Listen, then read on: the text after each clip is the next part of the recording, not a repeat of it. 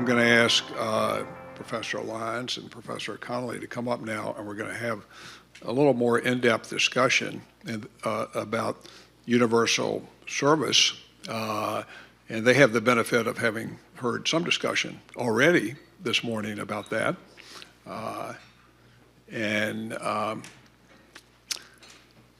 They are two people that know a heck of a lot about it.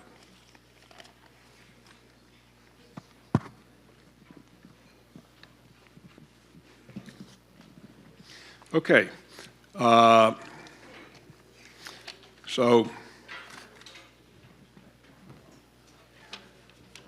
I'm going to actually try and recall exactly how I styled this session, not that it matters. So this is a session really to talk about, as I said, I mentioned earlier we have the consumers research case tomorrow before the Supreme Court on oral argument and whether it's constitutional, and then there's going to be all the fallout from that. You've got the bios of these two distinguished professors here. I'm just going to put it this way. They're both members of the Free State Foundation's Board of Academic Advisors, but probably for them, more important than that, Michelle Connolly is a professor of the practice in the economics department at Duke University. She twice served as chief FCC economist, I think still the only person to have done that. Quite an honor. And then Daniel Lyons is a professor of law at Boston University, Boston College. I've done that before. All of Boston. Boston College Law School. I know he's a dean there as well, and an expert on telecom. So here's what we're going to do. I'm going to ask Daniel first to talk about the Supreme Court case tomorrow. Just give us the brief background, what's at stake there, what the issue is, and then give us your prediction. I'm going to force you to do that. And then we're going to ask Michelle Connolly to tell us what she believes an ideal USF program should look like in this day and age today. Daniel. Sure, thanks for having me. I realize in this tremendously powerful lineup, we're the undercard, not only like compared to other speakers, but also compared to my co-panelist. And also we're the only thing standing between you guys and lunch, so I'll try to be fast. So the consumers research case is really presenting a broader question of administrative law, and it's using the Universal Service Fund as a vehicle to do so. So I think throughout the history of the non-delegation doctrine, everybody recognizes that there's a theoretical boundary beyond which Congress has delegated the legislative power to executive agencies. But every time every time the court has asked about it, it's said, well, this doesn't approach that limit. There's only been twice in the history of the court that the court has found a non-delegation doctrine problem. Both was in 1935, and it involved a statute that literally allowed President Roosevelt to cartelize the entire economy. So the non-delegation doctrine has not had a great, I think, history, but it has presented us with, over time, as Congress has devolved more and more power to agencies, sort of a death by 1,000 duck bites, right? More than I think any other doctrine, the non-delegation doctrine is the reason why Congress doesn't exercise as much power as it could, that agencies have as much power as they do, and that you've seen the growing kind of imperial presidencies that we've seen particularly in the 21st century. So the Fifth Circuit kind of forced the court's hand on this by striking down the Universal Service Fund as a maybe violation of the non-delegation doctrine, which caused the court to take it up. So the court is asking whether the Fifth Circuit got it right. And the Fifth Circuit's idea was, one, Congress gave the FCC a tremendous amount of power with the Universal Service Fund, not just like define what the fund does and what it's gonna pay for, but also rather than funding it through appropriations, allowing it to build its own budget, right? Define the amount of money that you need, and then set a surcharge in order to go out and raise the money every quarter. And then the FCC, in turn, delegated most of the ministerial tasks to a private entity, USAC, which is owned by entities that benefit from the fund's operations. So the Fifth Circuit said, maybe Congress giving the FCC this much power is a non-delegation problem. Maybe the FCC sub-delegating to USAC is a problem. But we're pretty sure the combination of the two raises a non-delegation doctrine problem somewhere. Now, how the court does with this case depends on whether it sticks to existing doctrine or not. So the current non-delegation doctrine allows tremendous amounts of power from Congress to be delegated to agencies as long as it's done pursuant to an intelligible principle, right? Has Congress given some guidepost to the agency about how to exercise its power? If the court holds fast to that, I think it's going to uphold the Universal Service Fund, because there are a number of at least channels in the Supreme Court's parlance that guide how the FCC is supposed to carry out the tremendous amount of power it has under the Universal Service Fund. The wrinkle is that it's not clear to me that the current court supports the current law. In a case in 2019 called Gundy, Gorsuch wrote dissent suggesting that we need to revisit the non-delegation doctrine, and Thomas and Roberts joined it. Alito concurred in Gundy. He didn't join the dissent. He said, I think that's a good idea, but this isn't the case for that. And Kavanaugh was recused from that case, but since then wrote in another setting, yeah, the non-delegation doctrine is something we should think about. So if you're counting noses, right, there's 5 votes for the current non-delegation doctrine is a problem. That doesn't necessarily mean there's 5 votes for what the right answer should be, right? But with the Fifth Circuit forcing the court's hand, there's at least a chance that the court will add more teeth to the non-delegation doctrine through this case. And I think you don't have to have a complete answer for what a more robust non-delegation doctrine is. The court can start small by saying whatever else Congress can and can't do, it shouldn't give away the taxing power to an agency. And if it just says that and starts building a more robust non-delegation doctrine over time, this could be a good starting point. Okay, well, I guess a lot of us will try and listen in tomorrow, and we may have a better idea. Now, Michelle, you get to do what I guess professors like to do or should like to do, and that's write on a blank slate here, maybe. So just assume that we're starting from scratch, more or less, and we know what the modern environment looks like, technology, marketplace, so forth. How would you design a universal service system to accomplish whatever you think may need to be accomplished? And just take about 5 minutes to tell us if you could. All right, I had like 10 pages of notes. But, so I'll get back to how Universal Service Fund is actually run currently, but quick answer to your question is I don't think the FCC should have the right to be determining taxation to support the fund, especially because the history has been that they just allow the fund to be based on what people say they need. This has gone up gone up threefold in real terms of spending since it started. So this is inflation adjusted. This is not because of inflation. Just the amount of funding for rural service has increased apparently threefold since 1996. And why has that been allowed? Because every time they increase spending, FCC just asks USAC to adjust the tax rate. Now, the tax base, which was on interstate and international telecommunication services, has become smaller and smaller over time. USF expenditures have been getting larger and larger over time, and therefore the tax rate, the contribution rate, has been going up, as Chairman Carr said, from like 5% to now, I think it's 36.3%. There have been arguments that this is unsustainable, which it is. It's also a very distortionary tax, and it's a very regressive tax. There have been arguments to widen that base to other technologies, but those will also be distortionary. And when we're talking about broadband deployment and broadband adoption, taxing broadband or services that use the internet seems a little counterproductive.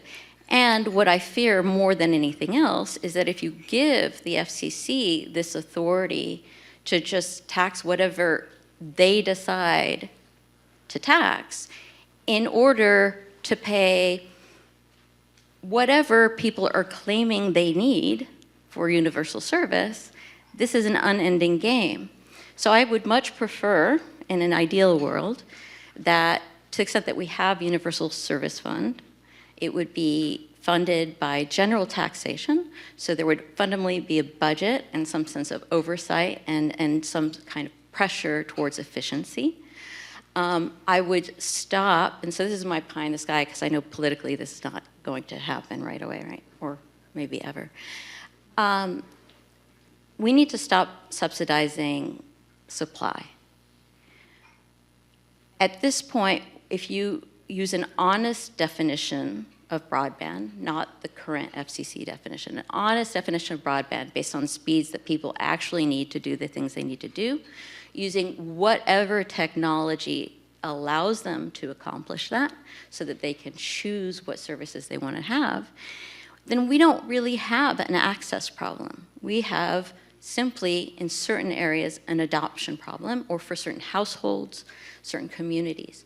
So as a policy matter, if that's the issue, then that's what we want to target, and not subsidize everyone and their son going to college, which literally was a case funded by the USF.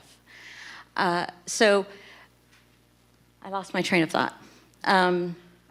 You're okay. And by the way, since you're a professor at Duke, you can take some extra time, only because you're a professor at Duke. Okay, so what I would suggest is at this point, we need to focus on subsidizing demand, and only where it is necessary. Once we stop defining broadband in a technologically biased fashion and in artificially inflated numbers, then access is available. People can use it. Now, certainly, for example, I loved the discussion of BEAD, which when the NOFO came out, I said, I and every other economist on this earth said it made no sense. And in the 3 years, they've accomplished nothing. Zero, zero, zero, zero. When I looked at the deployment maps and access on the FCC broadband map, in those 3 years, especially the rural areas where there was real concern of access, at least access with low latency, now that's almost fully covered. In fact, I'd say 98% of that has been filled in by SpaceLink, low Earth orbit satellite, which changed the game. They're the first ones in. They won't be the only ones in. And why has that changed? Because satellite before was geostationary, very far away from the Earth. And so even though it could have reasonable speeds, it had latency issues. And certainly if you're doing Zoom, that's a problem. But low Earth orbit has latency that's between 25 and 75 milliseconds. So that's totally within a reasonable range. And once you do that, but this kind of technology has hardware costs, upfront costs, like $500. Many low-income families are not going to be able to afford that. Their liquidity constraints and upfront costs are big. So for areas where you might need to rely on a technology with high upfront costs, that's where I think the Universal Service Fund could come in, help with those upfront costs for families who are in need, in low income, not Goldie Hawn and Aspen, right? How do you define, I took the position, for example, I've always been a Lifeline supporter, but I thought the Affordable Care Program, which in some ways conceptually was, I thought, an advance in supporting low income because of its the fact that vouchers were made available, and that was an event. But how do you think about what support is needed if you can be a little more specific than you were? And just if you answer that, and then I want to give Daniel a chance to answer that. And I know you've also written about it as well. Let's do that, and then we're going to get some lunch. This is appetizing discussion here. Go ahead. So the ACP, what I liked about it is specifically it was a voucher program for families who satisfied an income criteria. The problem is the criteria was set at 200% the national poverty line and was set at $30, despite the fact that at the time most major internet service providers were offering low-income households $10 services. And so it was like $14.2 billion was spent in like 2 years and a few months because it was to too many people at too high a level, and it wasn't for new adoption. So you basically found people who could, maybe I paid $10 before, but now I can get it for free under ACP. So it's not really helping with new subscribers, it's simply subsidizing general consumption. So in terms of specifics, I think the upfront costs, and in fact, research on the impact of the USF, the only thing the USF has done that has empirically been found to have had a positive, statistically significant effect was Link Up, where it helped people connect and start having a phone. Lifeline was not actually seen to have that much of an impact. Of course, Link Up is the only thing I think that the Universal Service Fund dropped, which is why I'm focusing so much on the connection cost. Right. Because if you're liquidity constrained, putting up $500 is not in the game. And then in terms of affordability, if you're using satellite, it is more expensive, and that will be difficult if you're on a low income. So the amount of subsidy should be given to the consumer, could be higher in areas where fundamentally the lowest available cost is higher, but then the consumer should be allowed to decide, okay, I can wait 5 years and get fiber that the government is going to help me with, or right now I can get LEO. Okay. You guys can see why, other than the Duke basketball team, Michelle Connolly is the best thing Duke's got going for them right now. And I'm only kidding about the basketball team. You're better. Okay, Daniel, why don't you, if you would, just wrap it up by adding whatever you would like on that or any other point. Yeah, I agree with almost everything Michelle said, and I in particular, that a universal service program moving forward should focus primarily on affordability, right? And I think the lodestar for affordability should be increasing purchasing power of low-income consumers, right? So putting vouchers directly into the hands of consumers and allowing them to use it to buy the telecom program that works best for their family, which may differ from family to family and from location to location. ACP was a step in the right direction. I think, as Michelle knows, right, there are lessons to be learned from that program. And the one thing I think we need to do that we've never done, despite the GAO shouting about it from the rooftops for 20 years, is measure the success of the program, right? Are the dollars that we're spending on affordability measurably closing the gap, or are they just cannibalizing from by funding families that are at no risk of dropping off the broadband network? I've never seen the government try to do that analysis, and I think it's an essential part of any program going forward. Okay, well, I think everyone here can understand why I'm so proud to have both Michelle and Daniel as members of our Board of Academic Advisors at the Free State Foundation. So I appreciate that. And while I'm appreciating things, I want to thank Seth Cooper here. As all of you know, most of you know, should know, Seth is Senior Fellow and Director of Communications Policy Studies at the Free State Foundation. And Seth, thanks for moderating that panel. I was running around at different places and may not have thanked you, but I appreciate everything that Seth does as well. So with that, here's what we're going to do. First, we're going to give a round of applause to this. group.